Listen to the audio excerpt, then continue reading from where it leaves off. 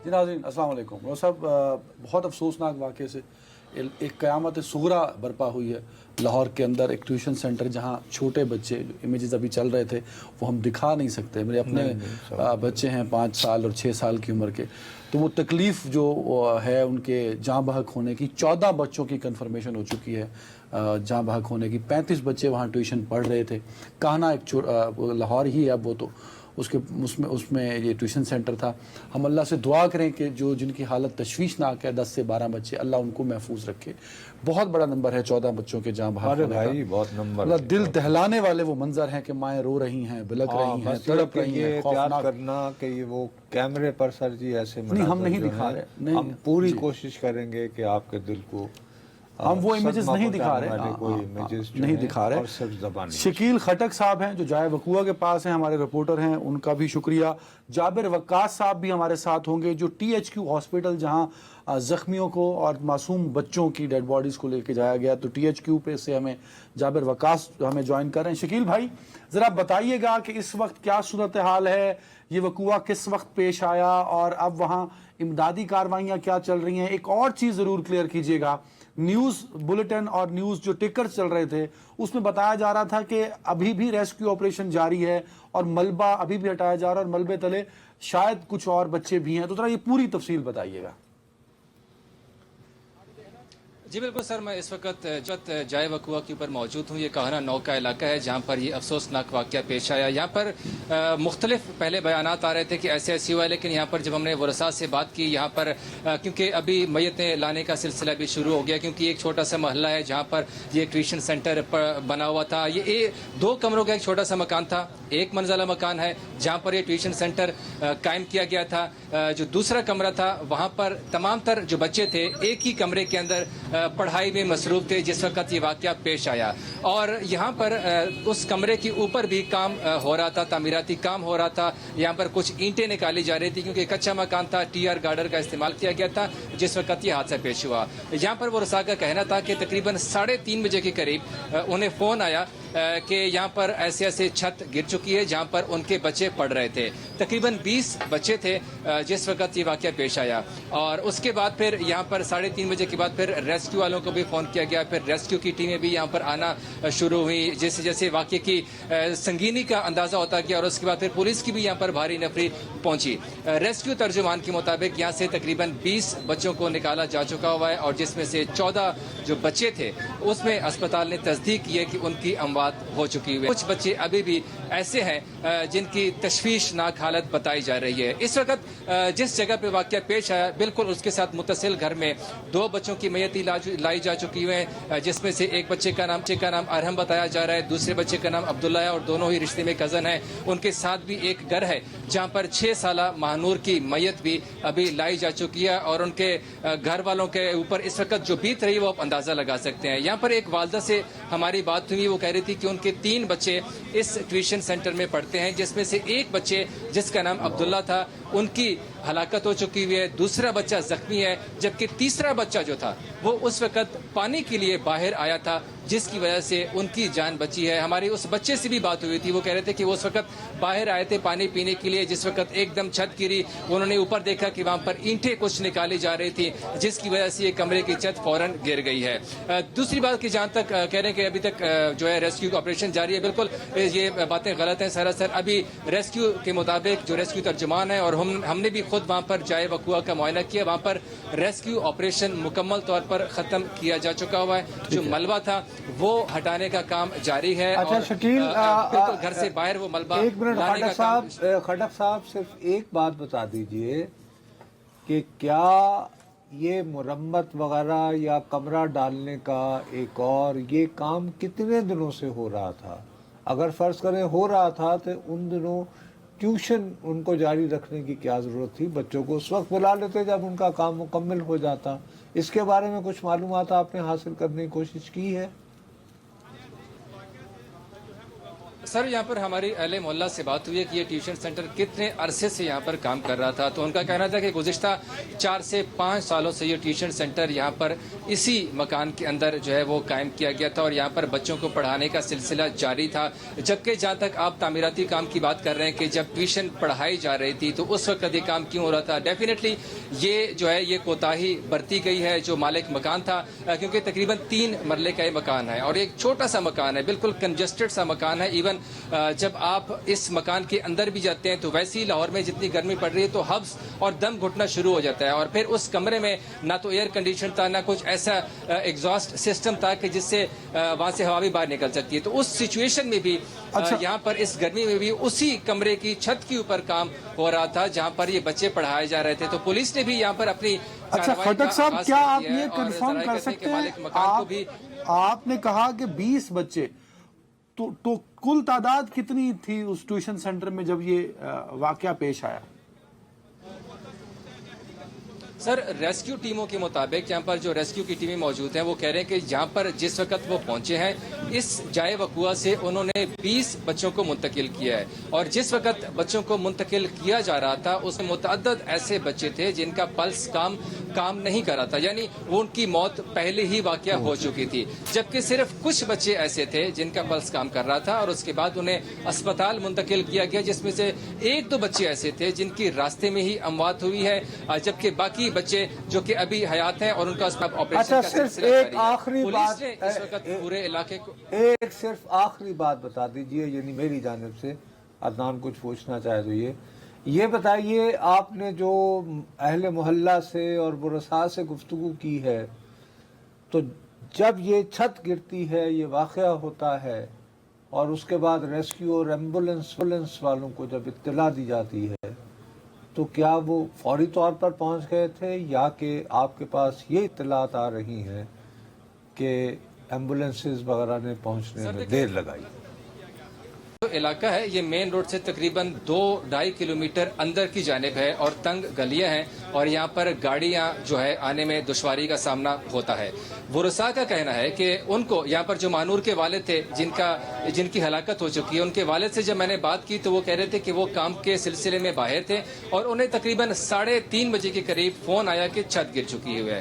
دوسری جانب جب میں نے ریسکیو کے ترجمان سے پوچھا تو وہ کہہ رہے تھے کہ ہمیں تقریباً 4:45 بجے کے قریب فون آیا تھا ہماری ٹیموں کو کہ یہاں پر ایسے ایک انسیڈنٹ پیش آیا ہے اور کافی زیادہ بچے جو ہیں وہ ملبے تلے. اچھا، یہ بڑا امپورٹنٹ نقطہ آپ نے خٹک صاحب اٹھایا ہے. بطور صحافی کیا آپ نے اس کو انکوائر کرنے کی کوشش کی؟ کیونکہ اگر ملبہ ہے، چھت گھری ہے تو وہ گرمی اور سارے دباؤ کی وجہ سے بھی کچھ بات واقعہ ہوئی ہوں گی.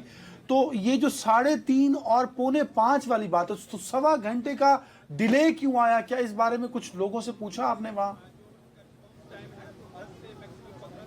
بالکل سر، ورثاء کہتے ہیں کہ ہم نے جیسے ہی یہ واقعہ پیش آیا، جیسے میں نے آپ کو کہا کہ مانور کے والد کو فون کیا، اس طرح سے باقی بچے جو یہاں پر پڑھ رہے تھے ان کے والدین کو بھی فون کیا اور ساتھ ساتھ یہاں پر اہل محلہ کو بھی نظر آ گیا تھا کیونکہ سب کو معلوم تھا کہ یہاں پر ٹیوشن سینٹر ہے. اور جیسی چھت گری تو اہل محلہ والے بھی یہاں پر جمع ہو گئے اور یہاں پر ملبے ہٹانے کا کام انہوں نے اپنی مدد آپ کے تحت شروع کیا. دوسری جانب ریسکیو ترجمان کہتے ہیں کہ انہیں جو فون موصول ہوا یہاں سے جائے وقوع سے کہ یہاں پر جو چھت گری وہ تقریباً 4:45 بجے کا واقعہ تھا جس وقت انہیں فون موصول ہوا ریسکیو ترجمان کے مطابق، اور اس کے فوراً بعد انہوں نے ایکشن لیا اور یہاں پر امدادی کارروائیوں کا آغاز کیا گیا. ڈیفینیٹلی یہاں پر اب ولا عالم کی یہاں سے جو فون تھا وہ لیٹ کیا ہے یا کہ ریسکیو کا ایکشن لیٹ تھا، یہ تو اب جا کے جب دوبارہ سے معلومات کی جائیں گی اس پہ ضرور آپ کام کیجیے گا. یہ جابر کی جانب ہم بڑھیں گے. صاحب یہ لاہور ہے، پاکستان کا سب سے بڑا شہر اور پنجاب کا دار، اور بابا سب سے بڑی بنیادی بات یہ ہے کہ وہ بچی کا باپ کہہ رہا ہے کہ 3:30 بجے اس کو فون آ گیا، چھت گر گئی. تو اٹس مین کیا ریسکیو اور آپ ریسکیو والوں کو 4:45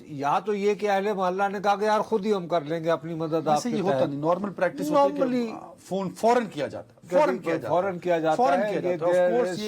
something is wrong. اور لیٹس سی کیا وہ فیصل کامران صاحب جو ڈی آئی جی آپریشن وہ کہتے ہیں میں پورے معاملات کی تحقیقات کر رہا ہوں اور وہ تحقیقات کیا ہوتی ہے کہ واقعہ اتنے بجے ہوا، ریسکیو کتنے بجے پہنچا اور ڈیلے کی وجہ کیا ہے. جابر بھائی ذرا ہاسپٹل کی رپورٹ کیجئے گا کہ اس وقت زخمی کتنے ہیں اور جہاں بحق بچوں کی تعداد آفیشلی کتنی ہو چکی ہے اور جو زخمی ہیں ان کی کیا صورتحال ہے؟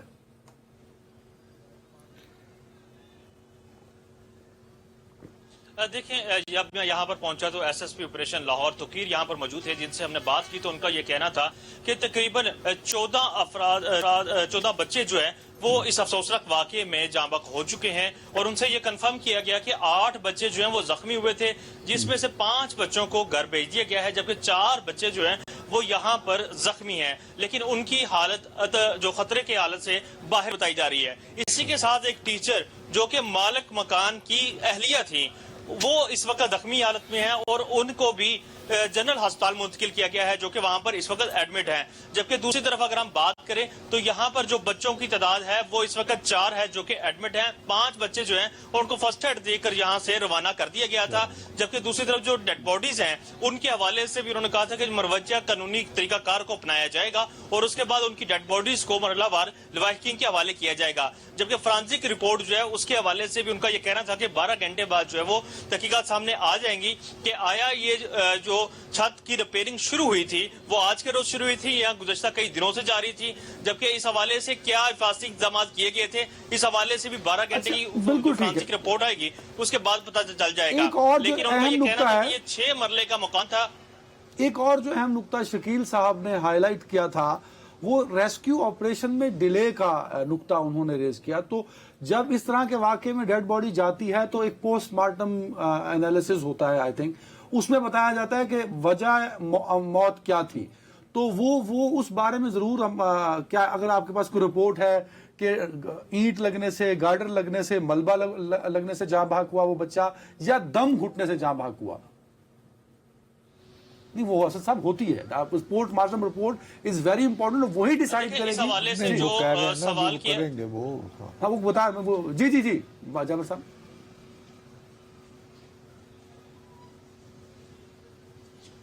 اچھا، اس میں جو سوال ہم نے کیا گیا تھا ایس ایس پی آپریشن کو تو انہوں نے یہ کہا تھا کہ جو انتظامیہ ہے چاہے وہ ریسکیو ادارے ہیں ان کو 5 بجے کے قریب جو ہے وہ اس کی کال موصول ہوئی تھی، اور انہوں نے یہ کہا کہ اس حوالے سے کہ کون کس طرح ڈیتھ ہوئی یا زخمی ہونے سے ان کا کہنا تھا کہ ٹی آر گارڈر تھے جس میں خاص طور پہ ٹی آر گارڈر اور ساتھ اینٹوں کا استعمال کیا جاتا ہے، تو یہ جو ہے وہ اس سے بھی ہو سکتا ہے۔ لیکن ان کا بھی یہی کہنا تھا کہ پوسٹ مارٹم جب ہوگا اور اس کی رپورٹ آئے گی 12 گھنٹے بعد اس کے بارے میں پتہ چل سکے گا کہ کس کی جو ڈیتھ ہے کس بچے کی وہ اینٹ لگنے سے، ٹی آر گارڈر لگنے سے ہوئی ہے یا پھر دم گھٹنے سے ہوئی ہے۔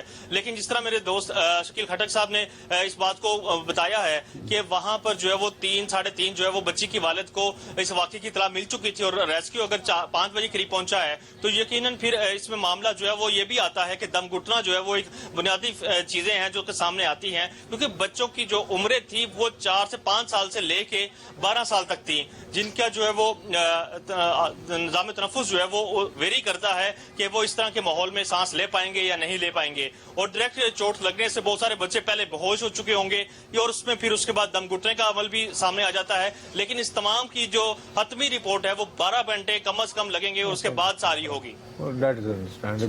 جی بہت بہت شکریہ بھائی، تھینک یو صاحب، اس پہ نظر رکھیے گا، پھر ہم آپ کو انشاءاللہ آف کورس نیوز میں بھی اور کل شاید ہم دوبارہ اس پہ سیگمنٹ کرنا پڑے۔ بہت شکریہ جابر بھائی اور صاحب۔ دوسرا صاحب آخری کامنٹ پہ بریک پہ جانا ہے، افسوسناک واقعہ ہے، مطلب وہ جو منظر ہیں ہم نے نہیں دکھایا، آپ نے کہا ویژول مت دکھاؤ، وہ نہیں دکھایا، وہ بہت پینفل تھے، تکلیف دہ تھے ان کے ورثاء کا، اور پھر خاص طور پر بچوں کا جس طرح وہ بکھرے ہوئے تھے، اللہ معاف کرے۔ لیکن امپورٹنٹ بات یہ ہے کہ یہ تعین ہونا چاہیے وجہ 3:30 بجے ایک ہے، تو یہ ہیوج ڈیلے، چھت کے 3 بجے، اور پھر آپ کو ریسکیو والے یا یہ کہ ریسکیو والے جھوٹ پھر پھوٹ رہے ہیں۔ لیکن آج کے دور میں آپ ٹیلی فونوں پہ یہ یوزول پریکٹس ہمارے ہاں شہروں میں تو خاص طور پہ 112 تو شروع لاہور سے ہوا ہے سر، اب ہر لاہور کے رہنے والوں کو پتا ہے 112۔ لیکن یہ کہ اس طرح کی چیزیں جو ہیں، یہ ٹیوشن سینٹر، یہ وہ ادھر، there should be some S O Ps کہ ٹھیک ہے گھر بن رہے ہیں، آپ اس کو ایکسٹینشن کر رہے ہیں، تو دیکھتے ہیں، امید کی جا رہی ہے کہ someone is held responsible. It's a huge tragedy, it's a huge, بہت خوفناک اور تکلیف دہ۔ ایک بریک۔ جی ناظرین، ویلکم بیک۔ صاحب اسلام آباد میں انڈر آرڈر ٹریٹی جس حوالے سے ہم پچھلے 2 ہفتوں سے مسلسل بات بھی کرتے چلے آ رہے ہیں، ایک اہم کانفرنس اور اجلاس اس کو کہہ لیں کہ اسلام آباد میں منعقد ہوا، جس میں بڑی اہم تقاریر ہوئیں۔ کئی رہنماؤں نے اس پہ بات کی. تو ایک میرے پاس ان کو میں نہیں، نے یہ اجلاس نہیں تھا. کانفرنس باقاعدہ حکومت پاکستان ٹھیک ہے، نے انٹرنیشنل ایکسپرٹس کو بلا کر اس معاملے کو ہائی لائٹ اس کیا. معاملے کو ہائی لائٹ کیا. اس حوالے سے جو گفتگو ہوئی وہ میرے پاس ہے، پہلے سن لیجئے ان تمام جی، پھر اس کے بعد سنائیں. جی سر یہ اچھا تو بھائی، آج بات یہ ہے کہ یہ تو تقاریر ہوئی، لیکن بات یہ ہے کہ اسی میں جو ہم نے مختلف ٹکڑے لگائے ہیں، اس میں 2 تقاریر اور بھی تھیں، لیکن میں نے ان کو جدا کر لیا. اچھا وہ کیا کیا؟ اس لیے میں نے جدا کیا کہ بھارتی میڈیا جو ہے وہ آج کے سیمینار کے حوالے سے سب سے زیادہ سیاپا جو ہے وہ ان 2 تقاریر کے بارے میں بچا رہا ہے. تو وہ سن لیتے ہیں. وہ کیا ہے؟ چلیں. دوسرے میں 2 تھے نا، ایک تو جی، اور دوسری یہ ڈاکٹر مصدق ملک صاحب کی تقریر پہ بہت زیادہ شور مچا رہے ہیں، کیونکہ اس میں انہوں نے یہ کہا تھا کہ ہم وہ ہاتھ کاٹ دیں گے جو ہمارا پانی روکنے کی کوشش کرے گا. اس فکرے کو زور دیا جا رہا ہے.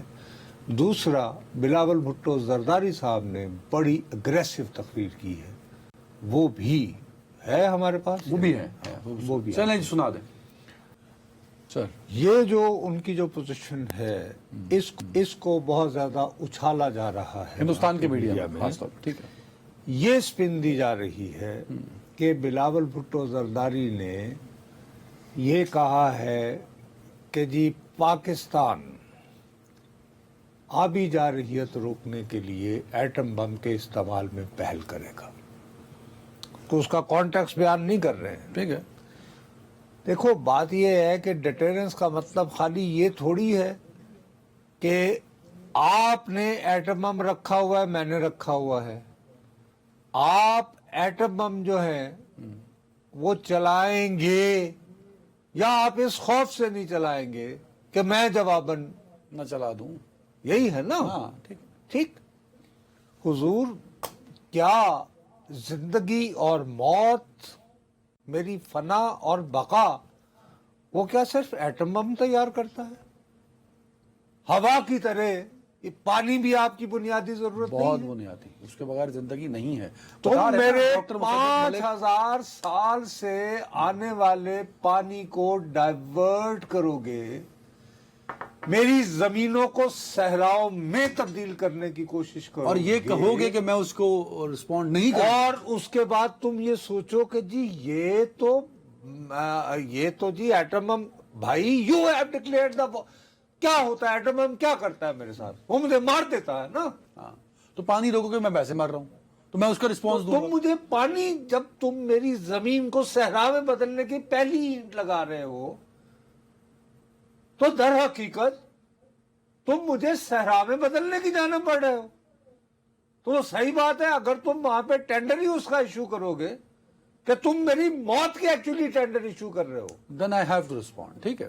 تو میں تو کہوں گا کہ بھائی ٹھیک ہے، پھر یہ جینا بھی کو جینا. شروع انہوں نے کیا، ایک ختم ہم کریں گے. تو یہ اس کو آپ اس کو یعنی کہ کانٹیکسٹ سے الگ کر کے رکھنا. آپ ایک ایسی ٹریٹی جس کو دنیا میں مثال کے طور پر اب ہوا، اس کی ضرورت کیوں محسوس ہو رہی ہے؟ میں ساری اس بات سے پہلے مجھے ایک گلہ بھی ہے حکومت سے. اچھا وہ کیا؟ بلکہ 2 گلے ہیں. ہاں وہ کیا؟ ایک تو یہ ہے کہ ظاہر ہے اس میں انٹرنیشنل ایکسپرٹ آئے ہوئے تھے، بڑی اچھی بات ہے، ساری پروسیڈنگز انگلش میں ہوئی، لیکن ان کے پاس مقامی چینلز بھی ہیں. ان کو چاہیے تھا کہ ہمارے لوگوں کی اویئرنیس کے لیے بھی یہاں جو تقاریر تھیں وہ اردو میں ان کو دکھایا جانا چاہیے تھا، تاکہ یہاں کے لوگوں کو، بھائی لیا میں بیٹھے ہوئے بندے ہاں ان کو تمہارے جلال پور والے سر، ساؤتھ پنجاب اور سندھ والے جو سب سے زیادہ متاثر ہوں گے، سب سے زیادہ متاثر ان کو ایک پتہ میرا لگا. یہ ہے. دوسرا میرا گلہ یہ تھا کہ آپ ایک نیشنل ریزولو جو ہے دنیا کو بتا رہے ہیں کہ ہم سب اپنے اختلافات بھلا کے اگر تم مجھ سے میرا پانی چھینو گے تو بھائی صاحب ہم تو بتخت یا تختہ کے لیے تیار ہیں، لائف اور ڈیتھ ہے ہمارے لیے. سر، ان کو اہتمام کرنا چاہیے تھا. بلاول بھٹو گئے ہوئے تھے نا، ہنا ربانی گھر تھی نا جی. سر، یہ انہی سے درخواست کرتے کیا پوزیشن کو کہ آپ مولانا فضل الرحمان کے پاس بھی جائیے، اور آپ اور مولانا فضل الرحمان اور ہم آپ کے ساتھ مل کر محمود خان اچکزئی جو قومی اسمبلی میں نیشنل اسمبلی کے لیڈر ہیں، اور راجہ ناصر علامہ ان کو بھی ہوتے ہیں. یہ تو جب اس صورت میں آپ باقاعدہ نیشنل ریزالو کا ایک بھرپور اور یہ میسج ہندوستان تک جاتا کہ بھارت تک جاتا کہ کہ اپنے اتنی تمام تر تلخیوں کے باوجود وہاں اچکزئی صاحب بھی بیٹھے ہوئے ہیں. ہاں دین لیٹ دیم کہ وہ انکار کرتے تو ٹھیک ہے ابھی ہم, لیکن آپ تو ان کی طرف گئے آپ نے بتایا نہیں انہیں. ایک بات ہوئی. دوسری بات یہ ہے کہ کیوں یہ پاکستان کو کرنا پڑا ہے. ہمارا دماغ خراب ہے کہ ہم اس طرح کی باتیں کریں. بھائی صاحب یہ آج ہی یہ امت شاہ کا بیان چھپا ہوا, یہ مودی کا اس وقت سب سے تکڑا آدمی ہے, حال ہی میں اس نے بنگال فتح کر کے دیا ہے. وزارت عظمیٰ کا اگلا امیدوار ہے سر وہ بھی, اور خیر وہ تو ہیں. خیر اب وہ کیٹیگوریکلی کہہ رہا ہے کہ سندھ طاس معاہدہ کبھی بحال نہیں ہوگا. جو پانی پاکستان کو جا رہا تھا ہم ایک نہر بنا کر اسے راجستھان تک لے جائیں گے, ڈکلیئر کر دیا. تو میں آرام سے بیٹھا رہوں. اس کے علاوہ میں تمہیں بتایا نا 2-3 مرتبہ, بھائی صاحب گزشتہ 2 مہینوں سے اور خصوصاً عین بجٹ کے دوران بھی ہمارے ایک میں نام لے لیتا ہوں اٹارنی جنرل صاحب, وہ ویانا گئے. وہاں انہوں نے مختلف جو فورمز ہیں ان سے رابطے کیے اباؤٹ انڈس واٹر ٹریٹی 5 دنوں کے لیے کہ بھئی یہ ٹریٹی یہ تھنگ ہے, اس کو کس طرح ایگزیکیوٹ کرنا ہے. اس کے بعد بین الاقوامی 2 ایونٹس میں ڈاکٹر مصدق ملک گئے ہیں. اس لیے یہ بیٹر تقریر جو مصدق ملک صاحب کی ہے وہ سوئٹزرلینڈ اور اس کے بعد ابھی یعنی برسل سے آیا 2-4 دن قبل. ٹھیک, دنیا کا رویہ جو ہے نا وہ اس قسم کا ہے جی کیا کرے. ہاں ٹریٹی کی ڈیمانڈز تو ہے, لیکن دیکھیے صاحب ثالثی تو اسی صورت میں ہوتی ہے نا جب فریقین دونوں راضی ہوں. ہندوستان میرا اور تمہارا جھگڑا ہو جی تو بالکل ورلڈ بینک نے کی, وہ کہہ دیں کہ یہ جو پولائٹلی ہمیں اور جس کو ہم پنجابی میں پھر نہ ہی سمجھیے. اب یہ کہ یار ہم لوگ یہ بڑا اچھا ایک پیرل آج 2-3 مرتبہ آیا ہے یہاں پہ کہ ایران پہ تھا نا نیوکلیئر بم, اس کو آج پتا چلا اس جنگ کی تو پھیل کہ مجھے تو اب ایٹم بم کی ضرورت ہی نہیں ہے, میرے پاس اپنا ہرمز ہے اللہ خیر سے, تو اٹس واٹر نا. اور وہ آئٹم بم سے زیادہ خوفناک ہے دنیا کے لیے. ٹھیک ہے نا. اب مسئلہ یہ کیا ہے, دیکھیے ہماری 1965 میں جنگ ہوئی, بالآخر جنگ بندی کے بعد ایک دوسرا مرحلہ ہوتا ہے بات چیت کہ یہ جنگ رک گئی, اب رکنے کے بعد اب آئندہ جنگ کو روکنے کے لیے کیا کرنا ہے. تو 65 کے بعد تاشکند کا معاہدہ ہوا, 1971 ہوا تو سملہ معاہدہ ہوا, اس کے بعد پھر کارگل کا واقعہ ہوا تھا. تو تمام تر تلخیوں کے باوجود اٹل بہاری واجپئی نے اور لال کرشن اڈوانی نے جنرل مشرف کو انگیج کیا, یعنی آگرہ سمٹ کیا. اور اسی کی وجہ سے دیکھو اس زمانے کے جو وزیر خارجہ ہیں خورشید قصوری صاحب, ان کے پاس شواہد ہیں ایکٹیولی, اور میں نے بہت ساری ان کی چیزوں سے آگاہ ہوں کہ تقریباً کشمیر والا ہم لوگ یعنی انڈیا اور پاکستان ایک دیر پا امن کی بہت قریب پہنچ چکے تھے. اور یہ سب تب ہوا تھا جب 2003 میں شاید فوجیں انٹرنیشنل بارڈر پہ آمنے سامنے آ گئی. ایک سال تک سر رہی. اچھا حضور, میری جو رونا ہے وہ یہ ہے کہ مئی میں بھی تو جنگ ہوئی تھی نا, تو جنگ بندی کروا دی. ٹرمپ صاحب بہت خوش, بالکل وی گیو کریڈٹ ٹو ہم, ہم ان کے شکر گزار ہیں. ہم نے باقاعدہ کہا کہ جی ان کو اس پہ امن پرائز ملنا چاہیے وغیرہ وغیرہ, لیکن اس کے بعد اس کا فالو اپ بھی تو کروا, فریم ورک نہیں, اگلا فریم ورک نہیں دیا انہوں نے, اس کے لیے انہوں نے پش نہیں کیا. اسی وجہ سے دنیا کے کئی لوگ کہتے ہیں کہ ابھی جنگ کا خطرہ ہے. بابا غزہ نہیں, جنگ کا خطرہ کیسے نہ ہو. بھارت خود کہہ رہا ہے کہ آپریشن سندور انہوں نے نام رکھا تھا نا موصوف نے اس کا, کہ ابھی آن وہ کہتے ہیں کہ اس میں تعطل ہے, اس میں پاز ہے, کہ بیچارہ یہ ختم نہیں ہوا. تو اس سے وہ نہیں ہٹے پیچھے. اب دوسری جانب وہ FATF والے معاملے پہ بھی اب اس میں نئی شرلی انہوں نے چھوڑی ہوئی ہے کہ ہم کیونکہ وہ صدر بن چکے ہیں تو اب ہم نام ڈال دیں گے. وائس پریزیڈنٹ اب ہم نام ڈال دیں گے. او یار خدا کا واسطہ ہے, دیٹس اے اسمال تھنگ. डाल दो यार, पहले भी तो रहे हैं ना। वो भी कहाँ डाल और यार डाल दो, मैं कह रहा हूँ। लेकिन ये जो मसला है, अब भी चंद दिन पहले इन्होंने बाकायदा अपने उधर एडवाइजरी जारी की, किश्तवाड़ के करीब जो है ना, एक वो अपना डैम है, वहां पर के जी हम पानी छोड़ रहे हैं, वो स्लिटिंग टाइम कम है मेरे पास, 30 सेकंड मुका है इसको। ठीक है। अब उसका पानी इस वक्त लकीली उसमें से काफी पानी जो है मंगला डैम की तरफ चला जाता है। मुड़ गया होगा। लेकिन जो चनाब के लिए जो है ना, जो उधर मिलेगा, तो वो हेड मराला में पानी की सतह अचानक बुलंद हो सकती है, लेकिन इसकी ऑफिशियली हमें इत्तला नहीं दी गई। वो तो इंडस वाटर जो हमारे कमिश्नर हैं वो कहते हैं, मैं लिख चुका हूँ कि बहुत ज्यादा फ्लक्चुएशन है, इसकी वजह से बड़ी डिस्टर्बेंस होती है और खतरा भी है, लेकिन वहां से जवाब नहीं आता। अब ये कि आगे बरसात आ रही है, जानों का खतरा है, मिलियंस ऑफ लाइव्स हैं वो खतरे और के edge पे हैं। लास्ट ईयर नहीं यार, एक मिनट, क्लाइमेट चेंज के हवाले से खुदा का वास्ता गौर करो। और तुम्हारे हिस्से के जो दरिया है सुतलेज, लास्ट टाइम तुम्हारे वो जलालपुर पीर वाला क्यों डूबा? सतलुज की वजह से डूबा। आ गई समझ तुम्हें? और पहले उसको संभालो।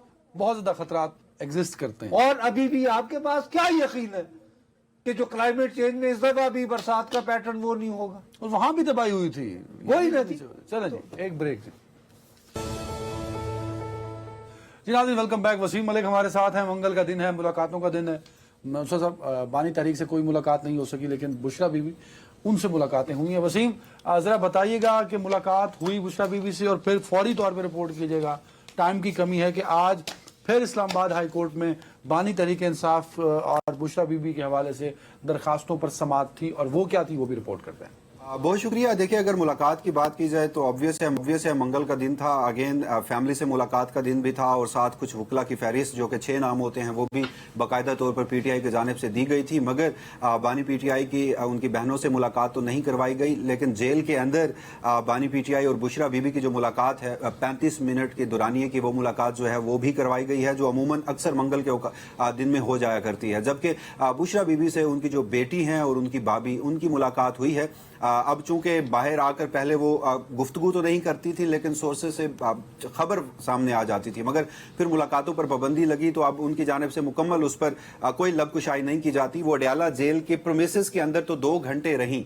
अब उनकी एग्जैक्टली मुलाकात उस दौरानिए में कितनी देर करवाई गई है ये अभी तक नहीं पता, लेकिन उनकी मुलाकात जो है वो आज करवा दी गई है। इसके अलावा जिस अदालती मुकदमे का आप हवाला दे रहे हैं उस हवाले से हम बात करें तो साबिक वज़ीर आज़म इमरान खान की बहन अलीमा खान और बुशरा बीबी की जो बेटी हैं मुबशरा मानिका, उनकी जानिब से इस्लामाबाद हाई कोर्ट में एक रिट पिटीशन दायर की जाती है, जिसका उन्वान ये होता है कि इन दोनों कैदियों को शदीद कैदी तन्हाई में रखा गया है, और ये अमल जो है वो गुज़श्ता 7 माह से जारी है। वकील हैं सलमान सफदर, और जैसे आजकल पीटीआई का ये मौक़िफ़ है कि अदालत के दरवाजे उनके लिए बंद हैं और उनके केसेस समाअत के लिए मुकर्रर ही नहीं होते, तो यहाँ पर हमें थोड़ा सा इस मामले में इससे उलट नजर आया कि गुज़श्ता हफ्ते एक दरखास्त दायर होती है, वो अदालती हफ्ते के पहले दिन समाअत के लिए मुकर्रर हो जाती है, कल उस पर एतराज़ात ख़त्म किए जाते हैं, आज बाकायदा उस पर समाअत होती है। तकरीबन कोई 1.5 घंटे के लगभग इसके ऊपर समाअत है, दरमियान में वक्फे भी हुए, यानी कंप्रीहेंसिव समाअत हुई। उसके बाद भी कोई सब्सटैंशियल रिलीफ जो है वो नहीं निकला, और अगर आपको मैं मुख्तसर अंदाज में बताऊं तो नतीजा जो है वो 0/0 ही है। लेकिन इसमें एक दिलचस्प बात यह है कि जो सलमान सफदर ये गिला करते हैं कि इमरान खान बानी पीटीआई के जो केसेस हैं वो समाअत के लिए मुकर्रर नहीं किए जाते, तो आज उनकी अपनी मर्जी से ये मुकदमा जो है वो अब 1 महीना तक मुलतवी हो चुका है। यानी अब इसकी आगे की जो समाअत है वो होनी है अगस्त के पहले हफ्ते, और इसमें सलमान सफदर साहब मुकम्मल ऑन बोर्ड थे। किसकी मर्जी से ये 1 महीना डिले हुआ? अरे सलमान साहब की भैया, सलमान सफदर साहब की मर्जी से। वो वजह को बताइए कि इतना 1 महीने का उन्होंने गैप क्यों लिया? देखिए, उसकी वजह यह है कि चूंकि अब जो मौसम गर्मा की तातीलात हैं और हर जज ने मुख्तलिफ औकात में छुट्टियों पे जाना होता है, तो आज ही एक जो इस हवाले से रोस्टर है जजेस का अगले 3 महीने का वो जारी हुआ, जिसमें इस्लामाबाद हाई कोर्ट के जस्टिस खातिम सोमरो जो ये मुकदमा सुन रहे हैं वो कल से 1 महीने की छुट्टियों पे जा रहे हैं। अगस्त के पहले हफ्ते में उनकी वापसी है। लेकिन अमूमन यह होता है कि जब कोई अर्जेंसी का मामला होता है और कोई जज साहब रुखसत पे जाते हैं तो वो ये मुकदमा किसी और जज के सामने मुकर्रर करने के अहकामात जो है वो देते हैं। आज भी दुराने समाज यही हुआ। सलमान सफदर साहब से भी ये पूछा गया और जज साहब ने खुद भी कहा कि अगर आप इजाजत दें, आपका इसमें इख्तलाफ ना हो, तो मैं वापस واپس آ کر یہی مقدمہ سنوں گا، جس پر سلمان صفدر صاحب نے بھی کہا کہ ہم چاہتے ہیں کہ یہ مقدمہ آپ ہی سنیں، لہٰذا اسے اگست کے پہلے ہفتے تک اس کے بعد ملتوی کر دیا گیا۔ اب جو اس معاملے پر جو سلمان صفدر صاحب کا موقف ہے وہ میں آپ کے سامنے رکھتا ہوں۔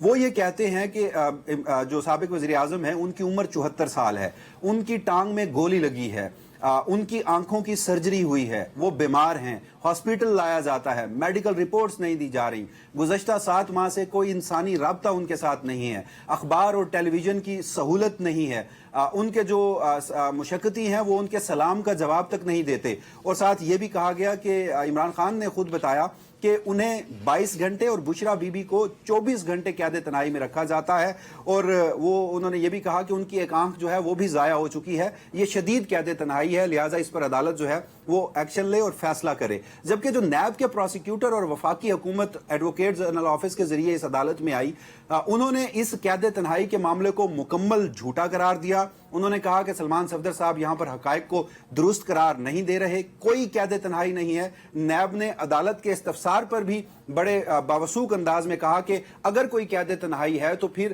یہ لوگ ثابت کر دیں۔ ایڈوکیٹ جنرل آفس کا بھی یہی موقف تھا کہ یہ ایک تو یہ قید تنہائی نہیں ہے، اور دوسرا انہوں نے یہ کہا کہ یہ جو علیمہ خان صاحبہ اور بشرا بی بی کی بیٹی ہیں یہ متاثرہ فریق ہی نہیں ہے، یہ مقدمہ دائر ہی نہیں کر سکتی، لہٰذا یہ درخواست مینٹینیبل نہیں ہے۔ جس کے بعد پھر جج صاحب نے یہ درخواست قابل سماعت ہے یا نہیں اس پر فیصلہ محفوظ کر کے کہا کہ اگر قابل سماعت ہوئی تو ہم جو دوسرے فریقین ہیں ان کو نوٹس کریں گے اور اگست کے پہلے ہفتے میں سماعت ہوگی۔ سلمان صفدر صاحب نے بنیادی طور پر 3 استدعائیں آج کے روز کی تھی، ان کی کوشش جو تھی آج ریلیف لینے کی وہ 3 استدعاؤں پر شامل تھی، جو کہ کوئی ایک بھی نہیں مانی گئی، اور اس پر عدالت نے اسے وربلی بھی مسترد نہیں کیا لیکن مکمل خاموشی رکھی گئی۔ سلمان صفدر صاحب یہ چاہتے تھے کہ اس معاملے پر آئی جی جیل خانہ جات پنجاب کو بلایا جائے اور ان سے پوچھا جائے کہ جب فیصلے میں قید تنہائی نہیں ہے تو پھر ان دونوں قیدیوں کو قید تنہائی میں کیوں رکھا گیا ہے۔